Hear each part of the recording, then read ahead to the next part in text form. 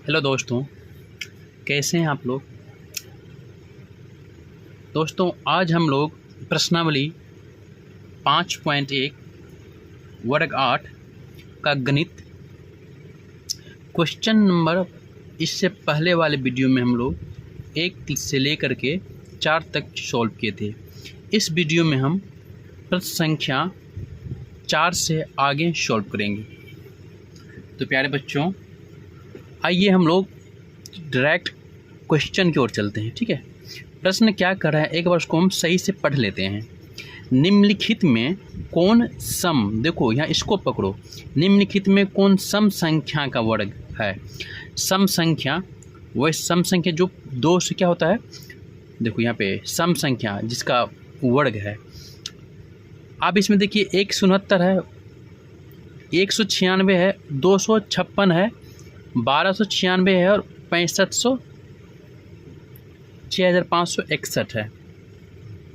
ठीक है, सबका हमको इकाई स्थान पर देखना है कि सम हो रहा है कि नहीं। इकाई स्थान पर देखना है कि सम हो रहा है कि नहीं। सम संख्या का वर्ग है। सम संख्या का वर्ग का मतलब होता है सम संख्या, जो भी कोई सम संख्या, जिससे हो गया सम संख्या हमारी 4 होती है, हमारे सम संख्या जैसे 4 हो गया, 6 हो गया, 8 हो गया, 10, ये सारी संख्या है सम संख्या। इसका वर्ग बोल रहा है, ठीक है, कि इसका वर्ग कौन सा है। तो एक बात हम लोग बता रहे हैं आपको,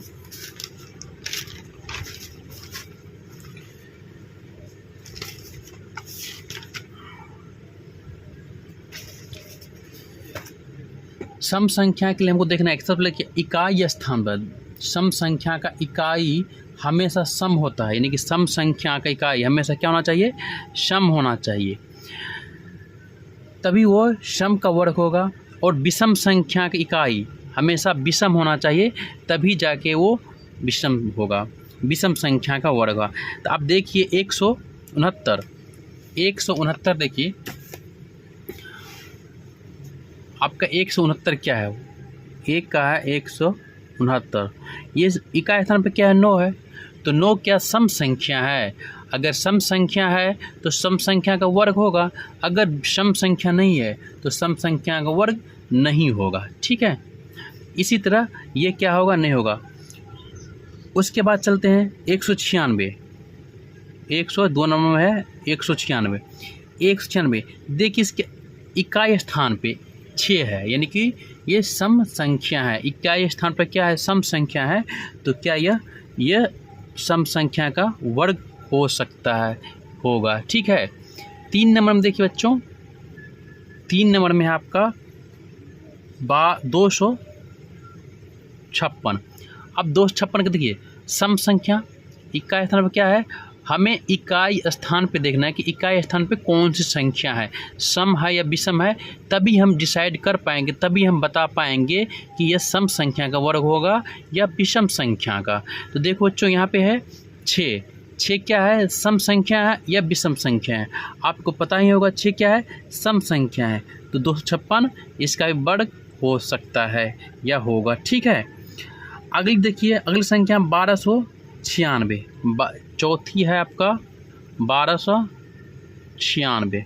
ठीक है, तो 1296 इसका भी क्या स्थान मतलब सेम है, 6 है, यानी कि ये भी सम संख्या का वर्ग हो सकता है या होगा। ठीक है, अब आखिरी इसका है 5 नंबर में, देखिए इसका है 6561। देखिए इसका लास्ट में क्या स्थान में क्या है, सम है या विषम है। तो आपको पता है बच्चों कि एक सम होती है या विषम होती है, तो ये हमारी विषम संख्या थी, ये वर्ग नहीं होगा, ये सम संख्या का वर्ग नहीं होगा। होगा भी तो यह विषम संख्या का वर्ग हो सकता है, अन्यथा यह सम संख्या का वर्ग कभी नहीं होगा। ठीक है, दो बच्चों हम लिख दिए गए संख्या में 196, 256, 1296 के इकाई स्थान पर सम संख्या है। इकाई स्थान क्या है, सम संख्या है, इसीलिए यह सम संख्या का वर्ग होगा। ठीक है, अब क्वेश्चन नंबर 6 में देखते हैं क्या कर रहा है। इसमें देखना है कि कौन सी संख्या का पूर्ण वर्ग है। ठीक है, निम्नलिखित में से कौन संख्या का पूर्ण वर्ग है। देखो इसमें देखें 400, 4000, 33, 0, 5500, 550 इसमें कौन संख्या का पूर्ण वर्ग है, हम लोग चेक करते हैं। उससे पहले एक बार आप लोग को हम नोट में लिख बताते हैं कि ये देखिए, अगर इस तरह का रहेगा तो हमें आसान से हम पहचान सकते हैं। ठीक है, जैसे देखो बच्चों, नंबर देखिए, किसी भी संख्या का इकाई अंक, कोई भी संख्या मान लो, कोई भी संख्या है जिसके इकाई अंक पर 2, 7, 3, 8, 0, देखो एक शून्य के बाद शून्य, या एक शून्य की संख्या विषम हो, यानी शून्य की संख्या विषम मतलब जैसे कि 2 हो गया शून्य की संख्या तो ये सम हो गया। ठीक है, 3 हो गया शून्य की संख्या तो ये क्या हो गया, विषम हो गया। 4 होगी शून्य की संख्या तो ये क्या हो गया, सम हो गया। और फिर 5 हो गया शून्य की संख्या तो ये क्या हो गया, विषम होगा। वही कह रहा है कि शून्य की संख्या विषम हो तो वह कभी भी पूर्ण संख्या नहीं हो सकती है। ठीक है, कभी भी क्या होगी, पूर्ण संख्या नहीं हो सकती है। आइए हम लोग देखते हैं, एक एग्जाम्पल देके समझते हैं। ठीक है, पहला आपका है 6 का, पहला आपका है 400। ठीक है, 400 इसमें देखिए आप, इसमें कह रहा है कि किसी भी संख्या इकाई अंक पे 2, 7, 3, 8, 0 या शून्य की संख्या विषम हो, तो शून्य की संख्या विषम हो, शून्य की संख्या क्या कह रहा है, शून्य की संख्या विषम हो। लेकिन यहाँ शून्य की संख्या क्या है, शून्य की संख्या सम है, तो यह एक पूर्ण वर्ग हो सकता है। चलो एक बार हम इसे करके ही देख लेते हैं कि पूर्ण वर्ग होता है कि नहीं होता है। ठीक है, गुणनखंड इसी को हम पूर्ण वर्ग करके देखेंगे। दोष लगाते हैं, 2 दूना 4, 00, फिर 2 से, फिर 2 से, फिर 2 से, फिर 5 से, 25। अब देखिए यहाँ पे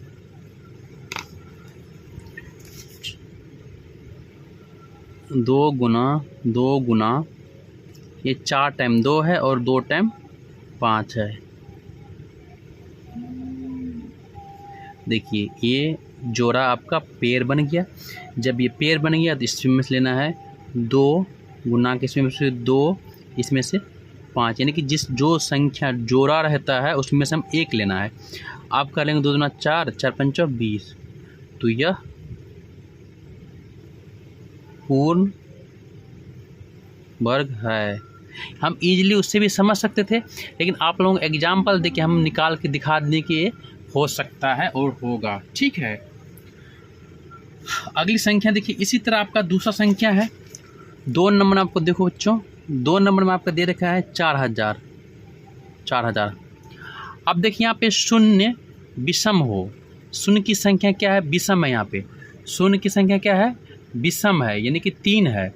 अगर 2 होता तो हो जाता, 4 होता तो हो जाता, लेकिन यहाँ शून्य की संख्या क्या है, विषम है, तो यह पूर्ण वर्ग नहीं होगा। वैसे एक बार कर लेते हैं।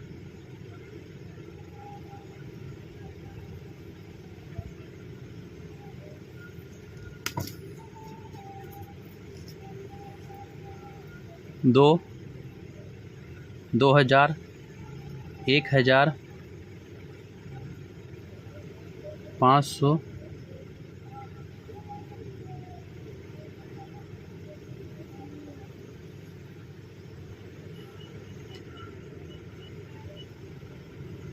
500, 250, 125। 2 से लगेगा, नहीं लगेगा। तब देखो 5 से 25, फिर 5 से 25। आप देखो इसका कितना हो गया, यहाँ देखते हैं। ठीक है,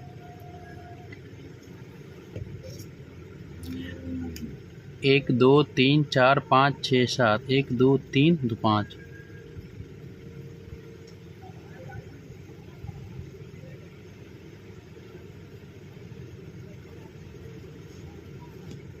ठीक है, अब देखिए इसका जोड़ा हो गया, ये जोड़ा हो गया, और ये हो गया, और 1 5 बचा है और ये 2 बच रहा है। ठीक है, तो यह पूर्ण वर्ग नहीं होगा, यह पूर्ण वर्ग नहीं होगा। ठीक है बच्चों, इतना तो बिल्कुल ईजी है। बस आप लोगों को समझना है कि जो हम नोट्स में दिखाएं आप लोगों को, इस पे अगर हम इसे सही से देख लेंगे तो हमारी सारी समस्या यहीं से समाधान हो जाएगी। ठीक है, अब प्रश्न संख्या 7 में क्या कर रहा है, छोड़ इसमें 2 प्रश्न और है। ठीक है, 2 और है, यानी कि 3 नंबर और 4 नंबर। ठीक है, 3 नंबर की संख्या देखो, इसमें कह रहा है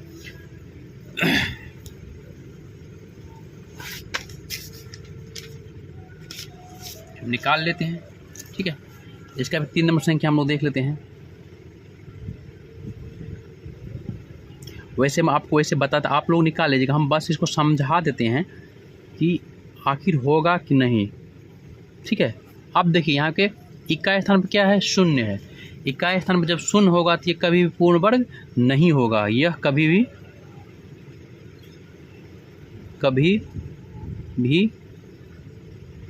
पूर्ण वर्ग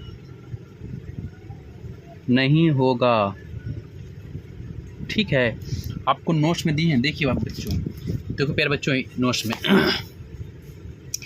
किसी भी संख्या इकाई अंक 2, 7, 3, 0 या शून्य की संख्या विषम हो तो वह कभी भी पूर्ण वर्ग नहीं हो सकता है, कभी भी नहीं हो सकता है। सेम देखो यहाँ पे भी यही है, नहीं हो सकता है। आप अगला देखिए, एक और है, देख लेते हैं चौथा। इसमें आपका 1 2 3 4 5 6 1 2 3 4 5 6, उसके बाद 5 टाइम 0 है। तो यहाँ पे देखिए, यहाँ पे इकाई स्थान पर क्या है, शून्य की संख्या क्या है, विषम है। शून्य की संख्या क्या है, आपको शून्य की संख्या विषम है। ठीक है, विषम है,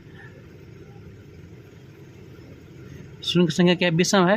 तो यह भी क्या होगा, यह भी पूर्ण वर्ग नहीं होगा। ठीक है, ये भी पूर्ण वर्ग नहीं होगा। यही आपका चारों क्वेश्चन था। अब प्रश्न संख्या 7 में देखते हैं। प्रश्न संख्या 7 में क्या कह रहा है, क्वेश्चन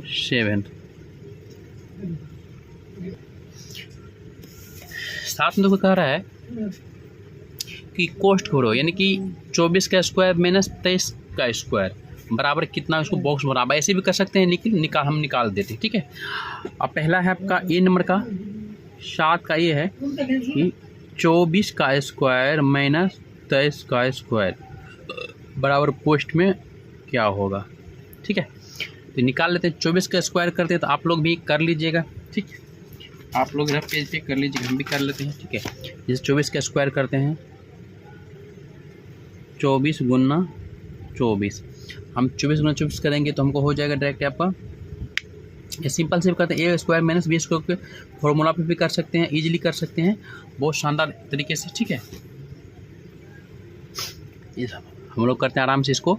तो 24 का स्क्वायर करेंगे, 24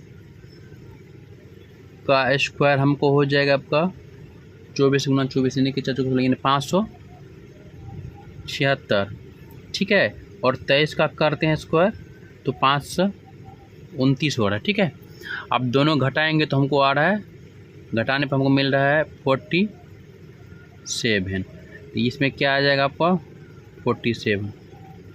इसके अलावा एक और फॉर्मूला है जो उस पर आप भी बना सकते हैं, और फॉर्मूला क्या है, ए माइनस ए स्क्वायर माइनस बी स्क्वायर, ए स्क्वायर माइनस बी स्क्वायर, लेकिन उससे ईजी आप लोगों के लिए यही रहेगा। बी आपका है 102 का स्क्वायर माइनस 101 का स्क्वायर, डब्बा में हमको डालना है, क्या आएगा। ठीक है, इसमें हमको भरना है। तो हम लोग सीधा करते हैं, इसका इजली करते हैं। तो देखिए इसका भी क्या करेंगे हम, 1 से स्क्वायर है, 1 से 2 का स्क्वायर, तो 102 गुना 102 बराबर आपका आ रहा है, गुना करते हैं तो आपको हमको मिल रहा है 10404। 101 का स्क्वायर कर लेंगे तो हमको आ जाएगा 10101। ठीक है, अब दोनों को जो घटाते हैं तो हमको प्राप्त मिल संख्या हो रहा है 203। कितना हो रहा है, 203। तो इस बॉक्स में आ जाएगा आपको 203। ठीक है, यही आपका आंसर है प्यारे बच्चों। बहुत आसान तरीका से मैथ बन रहा है। ठीक है, अब हम इसका अगला प्रश्न देखते हैं। सी का आपका है 501 का स्क्वायर माइनस 500 का स्क्वायर, ठीक है, बराबर दोनों का स्क्वायर करके जो आएगा वही आपका आंसर हो जाएगा, ठीक है। तो 5 1 गुना 5 1 बराबर आपका आ रहा है 25 1001 25 1 0 1 500 का हम स्क्वायर करते हैं तो निकल रहा है हमको 25 4 टाइम 0, ठीक है। अब जब दोनों घटाते हैं तो हमारे पास जो संख्या आ रही है वो आ रही 1001 ये अब आंसर हो गया। प्यारे बच्चों, अब देखो आप लोग डी का, आप लोगों के लिए हम एक छोड़ते जा रहे हैं 400 का स्क्वायर माइनस 399 का स्क्वायर, ठीक है। अब हमको बताइए आप लोग इसका आंसर क्या होगा, आप लोग कमेंट करके बताइए हमको ये आंसर इसका क्या होगा, ठीक है। अब प्रश्न संख्या 8 में करते हैं और प्रश्न संख्या में कह रहे हैं पाइथागोरस त्रिक, क्या है पाइथा, तो पहले इसको समझ लेते हैं। पाइथागोरस त्रिक क्या है, ठीक है। पाइथागोरस त्रिक क्या, एक फार्मूला का अनुसार लो जिसको हम अच्छा समझ लेते, ठीक है, फिर आगे इसका आराम से बन जाएगा। देखो इसका जो परिभाषा होगा पाइथागोरस का,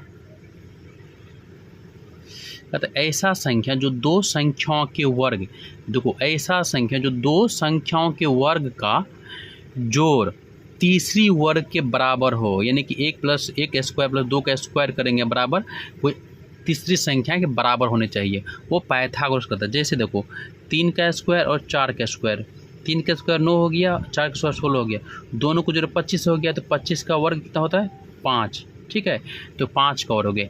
यही कह रहा है ये पाइथागोरस नियम। चलो हम प्रश्न बनाते हैं, उसमें हम बहुत आसानी से समझ जाएंगे। पहला प्रश्न आपका है, पहला आपको दे रखा है 8 का 1 2 3, इसको हमको बनाना, ठीक है। तो पाइथागोरस ट्रिक के अनुसार बनता है a² + b² + c²। इसका फॉर्मूला होता है आपको होता है a² + b² + c², ठीक है, इसका ये फॉर्मूला होता है, ठीक है। तो आइए देखते हैं इसको हम। तो क्या है 1 2 3, इसको हम करते हैं तो 1 का स्क्वायर प्लस 2 का स्क्वायर, ठीक है, बराबर 3 का स्क्वायर होना चाहिए, ठीक है। अब यहाँ करते हैं बराबर 1 का स्क्वायर करेंगे तो 1 प्लस 2 का स्क्वायर करेंगे तो 4 बराबर 9, नहीं आ रहा है तो ये क्या होगा पाइथागोरस ट्रिक नहीं होगा। यहाँ पे लिख देंगे हम पाइथागोरस ट्रिक नहीं है, पाइथागोरस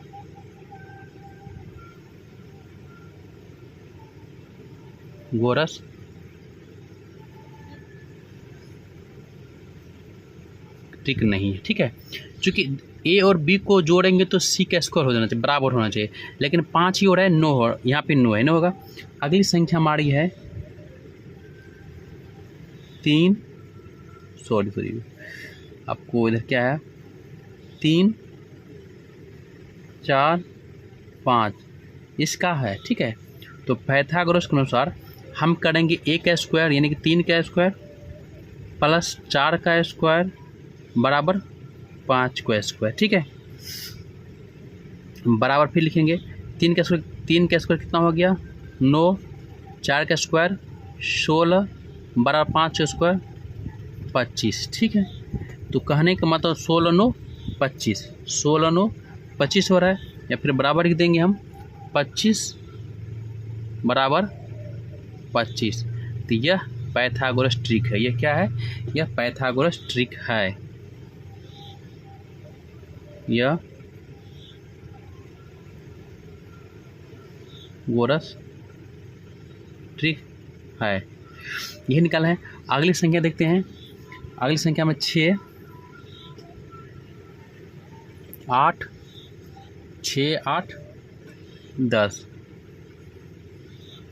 6 का स्क्वायर यानी कि a का स्क्वायर प्लस b का स्क्वायर यानी कि 8 का स्क्वायर बराबर c का स्क्वायर, c हमारे पास क्या है 10, ठीक है, 6 के 36 प्लस 88 64 बराबर 10 स्क्वायर कर 100।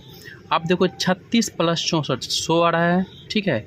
36 प्लस 64 100 आ रहा है, तो हम लिख देंगे 36 प्लस 100 बराबर 100, ठीक है। ये भी क्या है, यह पाइथागोरस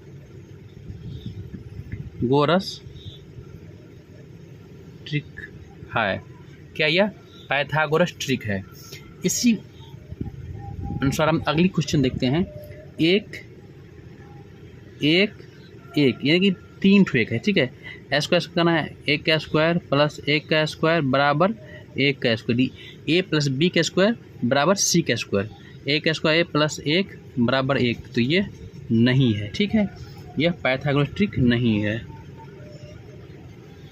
अगली देखते हैं 2 का, ठीक है। 2 का स्क्वायर प्लस 2 का स्क्वायर बराबर 2 का स्क्वायर, तो ये ऑलरेडी नहीं होगा। देखो एक देखते हैं, अब करेंगे 2 दूना 4 प्लस 4 बराबर 4, ठीक है। कितना हो जाए 8 नहीं होगा, तो ये भी पाइथागोरस